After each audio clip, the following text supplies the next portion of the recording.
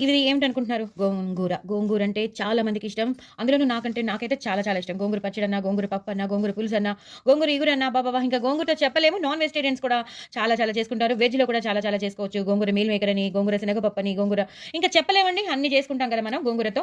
So, ఈ only మనం టేస్ట్‌కే అనుకుంటాము. బట్ టేస్ట్ కాదండి. ఇది చాలా చాలా ఐరన్ కంటెంట్ ఎక్కువుంటుంది. చాలామంది అనుకుంటారు గోంగూర తింటే పడదు అని అనుకుంటారు. బట్ చాలా ఐరన్ కంటెంట్ ఉన్నదిది. సో, అన్నీ బాగున్న వాళ్ళు అంటే అన్నీ బాగున్న వాళ్ళంటే అది కాదు. కొంచెం ఐరన్ కంటెంట్ తక్కువ ఉంటుంది కదా! హిమోగ్లోబిన్ తక్కువ ఉన్నవాళ్ళు తప్పకుండా గోంగూర తీసుకుంటే మాత్రం హిమోగ్లోబిన్ చాలా చాలా చాలా ఎక్కువ లెవెల్స్‌లో పెరిగిపోతుంది. ఎందుకంటే నేనే సాక్ష్యం అండి. నాకు చాలా ప్రెగ్నెంట్ అప్పుడు చాలా తక్కువ ఉండేది. ఐరన్ డెఫిషియన్సీ వచ్చింది. సో, నన్ను గోంగూర తినమని చెప్పింది చాలా ఎక్కువ డాక్టర్ గారు. సో, ఎక్కువ గోంగూర పచ్చడి తింటూ ఉండేదాన్ని. గోంగూర పచ్చడి అయితే చాలా బాగుంటుంది కదా! అలాగే గోంగూర పప్పు తినేదాన్ని. వెల్లుల్లిపాయలు పోపెట్టి మా అమ్మగారు పెట్టేవారు. సో, గోంగూర పప్పు, గోంగూర పచ్చడి పొద్దున్న లేస్తే సాయంత్రం వరకు దేంట్లో తిన్నా, నంచుకున్నా అన్నీ గోంగూరతోనే ఉండేది నాకు. సో, అలాంటిది 6లో ఉన్న హిమోగ్లోబిన్ కాస్త 13 దాకా చేరింది. సో, అదని చెప్తున్నాను. సో, మనకి తొందరగా రావాలంటే ఆకుకూరల్లోనే మనకి హిమోగ్లోబిన్ అనేది వచ్చేస్తుంది. సో, మనం పాలకూర, తోటకూర, బచ్చలి కూర వీటిలన్నిటిలోనూ ఎక్కువ ఐరన్ ఉంటుంది. ఇందులో మాత్రం చాలా చాలా చాలా ఎక్కువ ఉంటుంది. ఇందులోనూ మునగాకులోనూ అలాగే బచ్చలి కూరలోనూ చాలా చాలా చాలా చాలా ఎక్కువ ఐరన్ కంటెంట్ ఉంటుంది.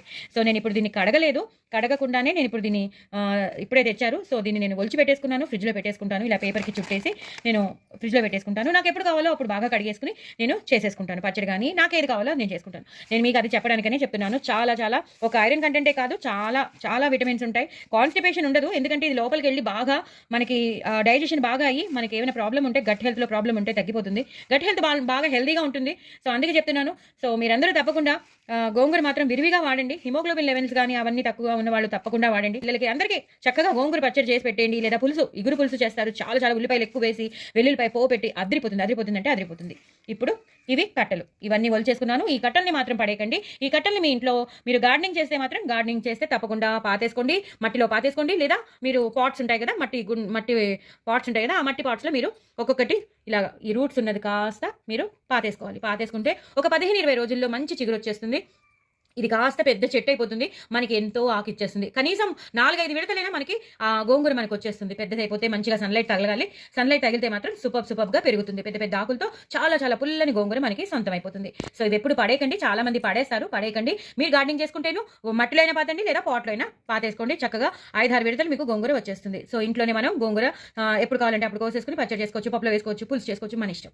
సో, ఇదనమాట గోంగూర హిస్టరీ. సో, నేను ఇది తప్పకుండా చెప్పాలని మీకు నేను చెప్తున్నాను. తప్పకుండా చేస్తారని అనుకుంటున్నాను. ఇక నుంచి మాత్రం గోంగూర విరివిగా వాడండి. చాలా చాలా బెనిఫిట్స్ ఉన్నది. చాలా చాలా అడ్వాంటేజ్ ఉన్నది. చాలా చాలా రుచిగా కూడా ఉంది. నాకైతే చాలా ఇష్టం. ఫస్ట్ ఆఫ్ ఆల్ దేంట్లో అయినా మింగిల్ అయిపోయే ఆకుకూర అంటే గోంగూర. సో, మరి ఇంకెందుకు ఆలస్యం నా ఛానల్‌ని మాత్రం సబ్స్క్రైబ్ చేసుకోవడం అసలు మర్చిపోద్దండి. బాయ్ అండి.